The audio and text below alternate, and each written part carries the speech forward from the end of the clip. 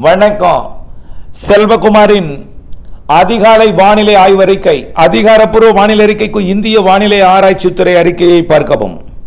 2025 November 28 வெள்ளிக்கிழமை அதிகாலை நிலவர ஆய்வறிக்கை. வங்கக்கடல் மற்றும் அதனை ஒட்டியுள்ள இலங்கையின் தரைப்பகுதிகளில் நீடித்துக் கொண்டிருக்கக்கூடிய டிட்வா புயல் தற்பொழுது காலை 4:30 மணி நிலவரப்படி இலங்கையோட திரிகோணமலைக்கும் பட்டிகோலாவிற்கும் இடைப்பட்ட பகுதியில் நீடித்துக் கொண்டிருக்கிறது. கடலில் பாதி தரையில் பாதியாக நீடித்துக் கொண்டிருக்கிறது. இப்போ நேற்றைக்கு கூட ஒட்டுமொத்த தென்னிலங்கை தரையில் நீடித்துக் கொண்டிருந்தது பாதுல்லா அருகே. பிறகு அது அம்பாறைக்கு கொஞ்சம் வடமேற்கு புறம் போனப்போ இப்போ பட்டிகோலாவிற்கும் திரிகோணமலைக்கும் இடைப்பட்ட பகுதியில் கடலை ஒட்டிய தரைப்பகுதியில் நீடித்துக் கொண்டிருக்கிறது. கரையில் பாதி தரையில் பாதியாக. இப்போ இதை பார்க்கும் பொழுது உலக வானிலையாளர்கள்லாம் கடலில் இறங்கி வடக்கு நோக்கி சென்றுவிடும், ஆந்திரா நோக்கி சென்றுவிடும் என்று தொடங்கிவிட்டார்கள். மீண்டும் நாம திரும்ப திரும்ப திரும்ப திரும்ப சொல்றது ஒன்றே ஒன்றுதான். திரிகோணமலை மற்றும் ராமநாதபுரம் மாவட்டம் இந்த கீழக்கரை இதெல்லாம் பார்த்தீங்கன்னா 9 டிகிரி வட அட்சரேகை. அடுத்தபடியாக தமிழ்நாட்டில் மாமல்லபுரம் என்பது 12 டிகிரி வட அட்சரேகை. இந்த 12 டிகிரி வட அட்சரேகைக்கும் இந்த அதாவது மாமல்லபுரத்துக்கு தெற்கே மரக்காணம் 12 டிகிரி வட அட்சரேகை, மரக்காணம் மாமல்லபுரம் இந்த பகுதிக்கும் டெல்டா மாவட்ட கரைக்கும் இடைப்பட்ட பகுதியில் தான் கிடக்கும். ஆனால் புயலாக கரை கிடக்காது. நல்ல தயவு செய்து புரிஞ்சுக்கிங்க. ஒன்றே ஒன்று, தயவு செய்து நாம் அடுத்தவர்களுக்கு உதவி செய்வோம். நிறைய புயல்னு ஒரு வதந்தி பரவுது. பொதுவாகவே மக்களிடம் ஒரு தாழ்வு அமைப்பு இருந்தாலே அது புயல் என்று தான் பேசப்படுகிறது. நிறைய விழிப்புணர்வுகள்லாம் வேண்டும். புயல் என்று சொல்லவே சொல்லாதீங்க. நான் புயல் என்று சொல்றதில்லை. இப்போ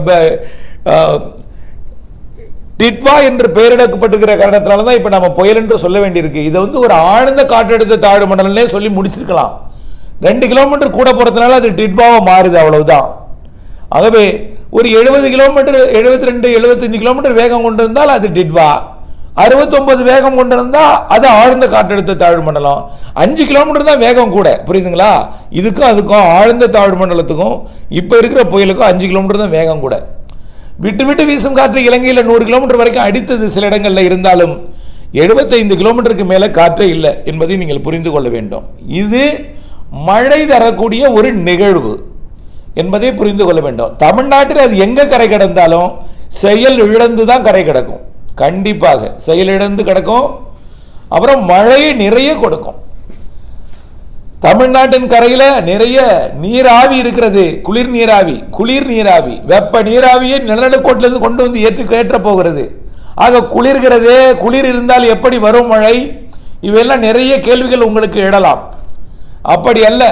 வெப்ப நீராவி கூடுதலாக இருக்கும் பொழுது அதற்கு சமமான குளிர் இருந்தால்தான் முழுமையான வெப்ப நீராவியாக மாறும் என்பதை நீங்கள் புரிந்து கொள்ள வேண்டும். ஆக குளிர் இருப்பதன் காரணமாக மழை பொழிவெல்லாம் பின்வாங்காது என்பதை நீங்கள் புரிந்து கொள்ள வேண்டும். நமக்கு இது மழை தரக்கூடிய ஒரு நிகழ்வு. சரி, இப்போ எங்கே கரை கிடக்குங்கிறதுல இன்றைக்கு காலையில் ஆட்டம் போடுது. கொஞ்சம் மத்தியில் இருந்துச்சு இலங்கையில், இப்போ கொஞ்சம் கிழக்கு நோக்கி நகர்ந்திருக்கு. எங்கே நகர்ந்தாலும் மாமல்லபுரத்துக்கு வடக்கே போய்விடாது. மாமல்லபுரம் கடந்து அப்படியே சென்னையோட உள்பகுதி வழியாக போகலாம். அதிகபட்சமாக நம்முடைய வாய்ப்பு 1-2 சொல்லலாம். அது கோடியக்கரை முனை அருகே முற்றிலுமாக டிட்வா என்பதை பெயரை இழந்து நேற்று சொன்ன அறிக்கையிலேயே அதேபடியே வாய்ப்பு 1 கோடியக்கரை அருகே அதாவது இன்றைக்கு இப்போ இருக்கக்கூடிய இந்த நிகழ்வு திரிகோணமலைக்கு தெற்கே இருப்பது நாளை அதிகாலை தான் அது யாழ்ப்பாணமே வருது. நாளை காலை தான் அது பாக்ஜலசிந்தி பகுதியில் இறங்க போகுது. ஆகவே 29ஆம் தேதி காலை பாக்ஜலசிந்தியில் இறங்கும் பொழுது அது புயல் என்ற பெயரை இழந்து தாழ்வு மண்டலமாக, ஆழ்ந்த தாழ்வு மண்டலமாக, பிறகு உடனடியாக மிக வேகமாக தாழ்வு மண்டலமாகவும் மாறிவிடும். அது 2 வாய்ப்பு. 1 கோடியக்கரை கரையை தொட்டுக்கொண்டே செயலிழந்து கடலூர் வரைக்கும் போகுமா, அல்லது கோடியக்கரைக்கு கிழக்கு 25 50 கிலோமீட்டர் தொலைவில் அப்படியே மாமல்லபுரம் நோக்கி போகுமா. இதான். ஆக எது எப்படியோ தரையில் ஏறி கடலூர் போகுமா, அல்லது தரையில் ஏறாமலேயே புதுச்சேரி கொஞ்சம் நெருக்கமாக புதுச்சேரி போகுமா, அல்லது சற்று தொலைவில் கொஞ்சம் 50 கிலோமீட்டர் தொலைவில் மாமல்லபுரம் போகுமா? இதுதான் நம்மளுடைய ஆய்வறிக்கையே. எது எங்கே இருந்தாலும் மழையில் மாற்றம் இல்லை, எது எங்கே இருந்தாலும் மழையில் மாற்றம் இல்லை. ஏனென்றால் தமிழ்நாடு வந்தால் அது செயல் இழக்கும். கொஞ்சம் கடல்ல புயலாக போய் கொண்டிருந்தா கொஞ்சம் காற்று கொஞ்சம் நம்ம இந்த 45 எதிர்பார்க்கிறது ஒரு 55 இருக்கும், அவ்வளவுதான். 45 55ங்கிறது ஒரு 55 60 கிலோமீட்டர் வேகத்தில் இருக்கும். 60ங்கிறது என்ன, நீங்க வைகாசி மாதம் தெற்கேந்து வீசக்கூடிய காத்து, ஆடி மாதம் சில சமயத்தில் இந்த வலுவா வீசக்கூடிய காத்து, சும்மா அப்படியே சென்னையில் லேசா தென்னை மட்டையில லேசா ஆடும், அவ்வளவுதான். வேற எதுவுமே கிடையாது. எந்த மரத்தையும் முறிக்காது. புரியுதுங்களா?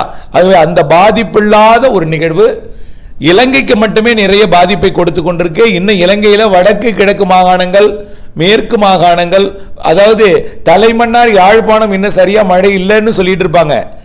மழை நேரம் தொடங்கி இருக்கும். தமிழ்நாட்டோட வானிலை யாழ்ப்பாணம் என்பது, யாழ்ப்பாணம் தலைமன்னார் என்பது யாழ்ப்பாணம் கோடியக்கரை வானிலை அமையும், தலைமன்னார் என்பது ராமேஸ்வரம் வானிலை அமையும், இப்போ மணமேல்குடி வானிலை அமையும். ஆகவே அது வடக்கு மாகாணங்களுக்கெல்லாம் எப்போ வேதாரண்யத்துக்கு எப்போ ராமேஸ்வரத்துக்கு மழை தொடங்குதோ அப்பதான் கொட்டு மழை அங்கேயும். புரியுதுங்களா? ஆகவே அங்கேயும் மழைப்பொழிவு உண்டு. இப்போ தெற்கே இருக்கு, திரிகோணமலைக்கு தெற்கே வந்ததும் அங்கே மழைப்பொழிவை கொடுக்கும். இலங்கைக்கு தான் நிறைய பாதிப்பை கொடுக்கக்கூடிய நிகழ்வு இது. தமிழ்நாட்டிற்கு நிறைய மழைப்பொழிவை கொடுக்கக்கூடிய நிகழ்வு என்பதை நீங்கள் புரிந்து கொள்ள வேண்டும். சரி, வாய்ப்பு 1 என்று நாம சொல்லி இருப்பது எதுனா, அதாவது வேதாரண்யத்துக்கு அப்பால் மாமல்லபுரம் போனா என்ன ஆகும், திருச்சிக்கு அந்த பக்கம் கனமழை எதிர்பார்த்திருந்தோம். அதாவது திருச்சி கரூர் வரைக்கும் மிக கனமழை எதிர்பார்த்திருந்தோம். இப்ப திருச்சியோட மிக கனமழை நின்றுடும். தஞ்சாவூருக்கு எங்கிட்டு அதிக கனமழை இருக்கும், தஞ்சாவூர் வரைக்கும் அதிக கனமழை இருக்கும். அப்புறம் மன்னார்குடிக்கு வரைக்கும் அதீத மழை பொழிவு இருக்கும், அவ்வளவுதான். டெல்டா மேல தொட்டுக்கிட்டே ஏறிட்டு போனா அது கரூர் வரைக்கும் அதிக கனமழை இருக்கும், மிக கனமழை இருக்கும். திருச்சி வரைக்கும் அதிக கனமழை இருக்கும், தஞ்சாவூர் வரைக்கும் அதீத மழை பொழிவு இருக்கும். இதுதான் வேறுபாடு. உள்ளே எவ்வளவு ஏறுறதுதான். உள்ளே ஏறுமா, நல்லா ஏறி நிறைய உள்ள போய் மழை பொழிவு கொடுக்குமா, அல்லது டெல்டாவோடையே வடக்க போகுமா? இப்படித்தான் நம்மளுடைய மழைப்பொழிவோட மாறுபாடு இருக்கு. அப்போ கடலோரத்துக்கு மழைப்பொழிவுல எந்த மாற்றமும் இல்லை. நம்ம எதிர்பார்ப்பதில் உள்ள ஏறுமா, உள்ள ஏறினா இன்னும் கொஞ்சம் கூடுமா, கடலோரம் கூடும், மழைப்பொழிவோட நேரம் கூடும். 48 மணி நேரம் தொடமழை மழைப்பொழிவு என்பது ஏறினால், கொஞ்சம் தொலைவில் போனா பிக்கப் இருக்கும், சிஸ்டத்துக்கு கொஞ்சம் வேகம் இருக்கும். அப்ப என்ன ஆகும், தரையை தொட்டுட்டே போனா 48 மணி நேரம், தரைக்கு கொஞ்சம் அப்பால் போனா அது 42 43 மணி நேரம். அடுத்தது தரைக்கு இன்னும் கொஞ்சம் 50 கிலோமீட்டர் துறையில் போனிச்சுன்னு வச்சுங்களேன், 38 மணி நேரமா குறையும், அவ்வளவுதான். 48 ஒரு 10 மணி நேரம் குறையும். எது எப்படியோ 1.5 நாளுக்கு மேல் தொடர்ச்சியான மழைப்பொழிவு இருக்கு. ஆக 2 நாள் உறுதியாக தான் தெரியுது. தகவலுக்காக இதெல்லாம் சொல்றேன். ஆகவே மழைப்பொழிவு எப்பொழுது தொடங்கும் சார் அப்படின்னு எல்லாரும் கேட்குறீங்க கேள்வி. ஒன்று சொல்றேன். திருவாரூர், நாகப்பட்டினம், அதாவது நாகப்பட்டினம் தெற்கு, வேதாரண்யம், கோடியக்கரை பகுதி ஒட்டுமொத்தம் துளசியாப்பட்டினத்திலிருந்து வேதாரண்யம் வரைக்கும் உள்ள பட்டுக்கோட்டை வேதாரண்யம் சாலையில் வேதாரண்யம் ஒன்றிய பகுதியில் தெற்கு பகுதியில் இன்னும் சற்று நேரத்தில் மழைப்பொழிவு தொடங்கிடும். கண்டிப்பா காலையில் 11:30 மணிக்குள்ள மழைப்பொழிவு தொடங்கிடும். அதாவது வேதாரண்யம் ஒன்றியத்தோட தெற்கு பகுதி. அடுத்தது பார்த்தீங்கன்னா முத்துப்பேட்டை ஒன்றியத்தோட தெற்கு பகுதி, அதாவது திருவாரூர் மாவட்டத்தோட தெற்கு பகுதி. அதாவது நாகப்பட்டினம் மாவட்ட தெற்கு பகுதி 11:30 மணிக்கு மழை தொடங்கும். திருவாரூர் மாவட்ட தெற்கு பகுதிக்கும் அதே நேரம் தான். அலையாத்தி காட்டு பகுதி, முத்துப்பேட்டை, தில்லை விளாகம், இடும்பவனம், தொண்டியக்காடு, கற்பகநாதர் குளம், இந்த பகுதி எல்லாமே அதே போல ஒட்டு முத்துப்பேட்டை, அப்படியே முத்துப்பேட்டையிலேருந்து எல்லாமே அதிராமப்பட்டினம் வரைக்கும் அப்படியே பார்த்தீங்கன்னா ஒரு 11:30 12 மணிக்குள்ள மழை தொடங்கிடும்.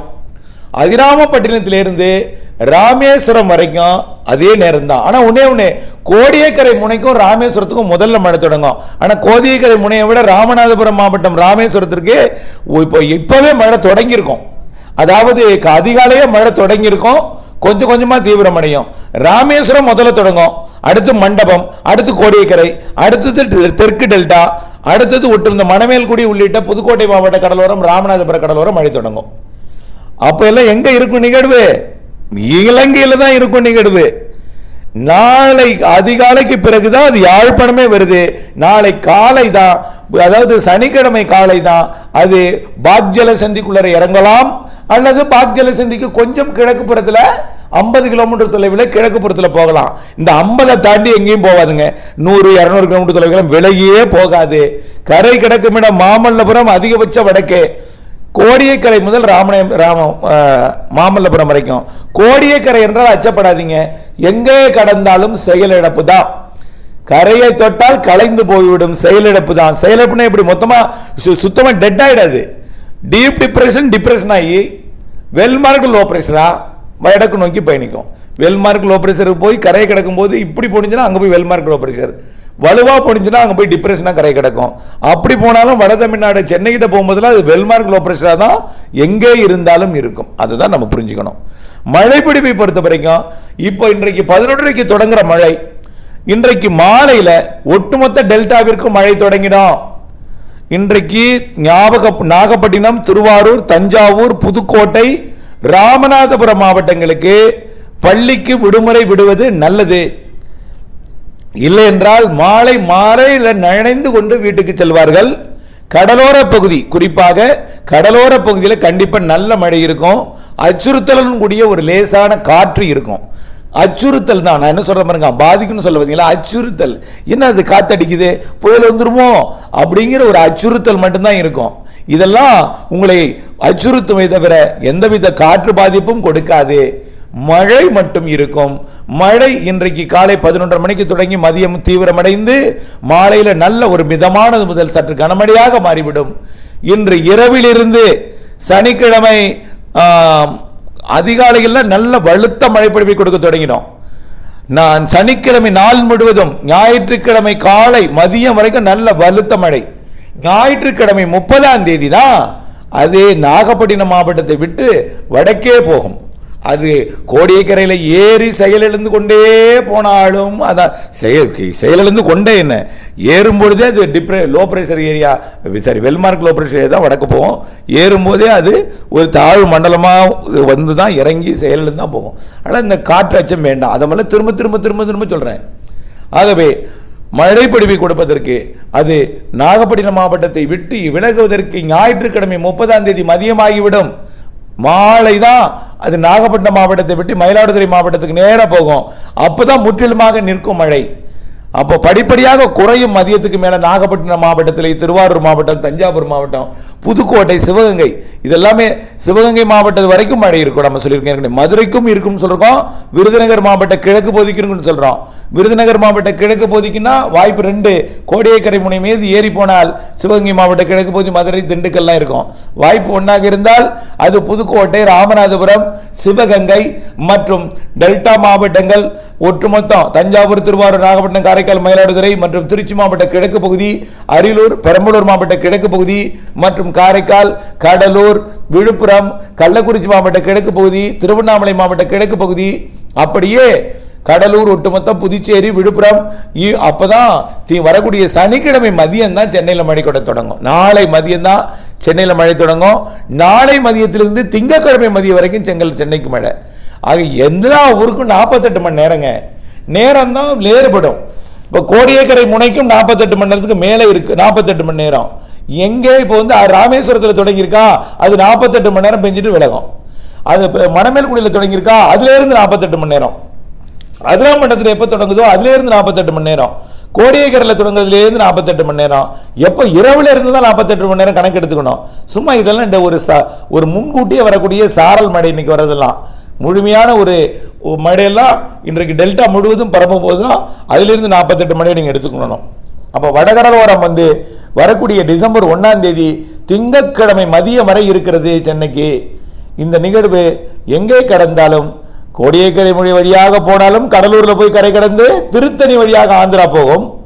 நேரடியாக சற்று 50 கிலோமீட்டர் தொலைவிலே போய் மாமல்லபுரத்தில் கடந்தா அப்படியே செங்கல்பட்டு மாவட்டம், காஞ்சிபுரம் மாவட்டம், அதாவது தண்டலம், பூந்தமல்லி, அப்படியே ஆந்திர பிரதேசத்தோட ஊத்துக்கோட்டை வழியா அப்படியே ஆந்திர பிரதேசம் போகும். எங்கே போனாலும் நெல்லூரை ஒட்டிய மாவட்டங்களுக்கு மீண்டும் கடலை போய் இறங்கிடும். நெல்லூர் ஒட்டி மீண்டும் போய் கடலில் இறங்கி தான் மீண்டும் நெல்லூர் உள்ளிட்ட இந்த மாவட்டங்களுக்கு கனமழை கொடுக்க போகுது. தெரியுதுங்களா? இங்கே ஒரு பெண்ட் இருக்கும், அதில் ஏறி மீண்டும் கடலில் இறங்கிடும். இதுதான் நம்மளுடைய கணிப்பு. இதுதான் நடக்கும். இதில் மழை பொழிவுக்கு மட்டும்தான் நம்ம எச்சரிக்கை எடுக்கணும். ராமநாதபுரம், புதுக்கோட்டை, சிவகங்கையோட கிழக்கு பகுதியில் நல்ல மழை இருக்கு. அதே போல டெல்டா மாவட்டங்கள் தஞ்சாவூர், திருவாரூர், நாகப்பட்டினம், மயிலாடுதுறை, காரைக்கால், அரியலூர், திருச்சி மாவட்ட கிழக்கு, பெரம்பலூர் கிழக்கு, கடலூர், அப்படியே புதுச்சேரி, விழுப்புரம், கள்ளக்குறிச்சி கிழக்கு, திருவண்ணாமலை கிழக்கு மற்றும் செங்கல்பட்டு, காஞ்சிபுரம், சென்னை, திருவள்ளூர், ராணிப்பேட்டை, வேலூர் இந்த மாவட்டங்கள் வரைக்கும் நிறைய மழை இருக்கு. சென்னையை விட டெல்டா மாவட்டங்களுக்கு தான் மழை அதிகம் தெரியுது. சென்னைக்கு பெய்யறதை விட கொஞ்சம் ஒரு 10% 20% கூடுதலாக இருக்கும். சென்னைக்கு பெய்வதை விட 10-20% கூடுதலாக இருக்கும் டெல்டா மாவட்டங்களில். ஆனால் டெல்டா மாவட்டங்களில் சென்னையை விட வடக்கு ஆந்திர பிரதேசம் கூடுதலாக இருக்கும். முதலிடம் பிடிப்பது டெல்டா, புதுக்கோட்டை, சிவகங்கை, ராமநாதபுரம் உட்பட. இரண்டாம் இடம் பிடிப்பது இந்த திருப்பதி, ஏன்னா அங்கே போய் நெல்லூர்கிட்ட போய் மீண்டும் கடலில் இறங்கும் போது. மூன்றாம் இடம் பிடிப்பது சென்னை உள்ளிட்ட வடகடலோரம். நான்காம் இடம் பிடிப்பது இந்த விழுப்புரம் மாவட்டம், புதுச்சேரி ஒட்டிய கடலோர பகுதிகள். எல்லாமே நிறைய மழை. கண்டிப்பாக டெல்டாவிற்கும் நிறைய மழை இருக்கிறது. இணைந்தே இருங்கள் அப்டேட்ஸுடன். தொடர்ந்து அப்டேட்ஸ் அறிந்து வானிலை அறிந்து திட்டமிடுதல் வேண்டும். புயல் என்று யாரிடமும் சொல்லிவிடாதீர். மழைக்கு மட்டும்தான் நம்ம முன்னெச்சரிக்கை எடுக்கணும். முடிந்தால் மதியம் அறிக்கை சமர்ப்பிக்க வாய்ப்பு இருந்தால் செய்கிறேன், இல்லை என்றால் மாலை அறிக்கை சமர்ப்பிக்கிறேன். அப்டேட்ஸுடன் இணைந்திருங்க. தொடர்ந்து அப்டேட்ஸ் பார்த்து பயன்பெற அன்போடு கேட்டுக்கொள்ளுங்கள். யாருக்கும் நீங்கள் வானிலை அறிக்கை சொல்ல வேண்டாம். தவறுதலாக திரிந்து புயலாக பேரென்று மாறிவிடும். ஆகவே தவறுதலாக போய் செய்தி மாறி போய் வதந்தியாக மாறிவிடும். இதை பார்க்க அவர்களுக்கு ஃபார்வர்ட் செய்ய அன்போடு கேட்டுக்கொள்கிறேன். நன்றி.